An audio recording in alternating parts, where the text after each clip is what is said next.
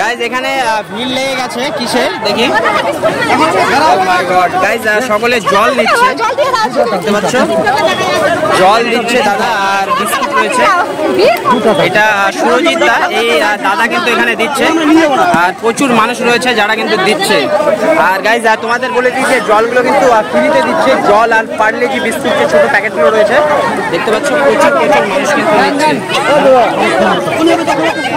আর এত মানুষ, এই সাধারণ সকল মানুষ কিন্তু এসছে আজকে নরেন্দ্র মোদীর যে সভা রয়েছে এক ঝলক দেখবার জন্য এই গরমের মধ্যে। তো মাসিরা কোথা থেকে এসছো? হ্যাঁ, কালিয়াগঞ্জ, ভাদুরা, কোন? আচ্ছা, তো আজকে এত গরমের মধ্যে এখানে আসছো কি জন্যে? মোদিজিকে দেখার জন্য এই গরমের মধ্যে, দেখতে পাচ্ছ। ঠিক আছে, সাবধানে থাকো। গাইজ বলবো যে দিদি ভাইরা এখানে এসছে, তোমরা কোথা থেকে এসছো? করণডিঘি থেকে। গাইজ অনেক দূর থেকে, করণডিঘি থেকে। তো মোদিজিকে দেখার জন্য এসছো?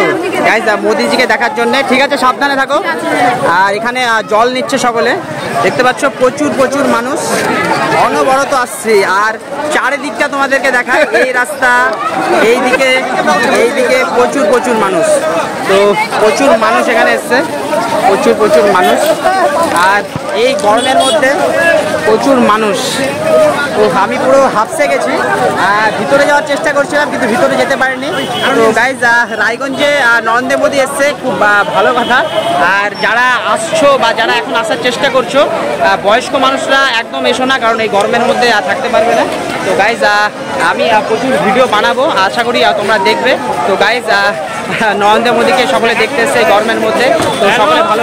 হ্যালো গাইজ, তো ভাইরা মোদীজিকে দেখতে এসছো কোথা থেকে? অন্য জেলা থেকে। আর এই গরম যাচ্ছে না এই গরমের মধ্যে? ঠিক আছে, ভাইয়ের সঙ্গে দেখা হলো। তো গাইজ দেখা হচ্ছে আরো অনেক অনেক ভিডিওর সঙ্গে। Bye bye, take care.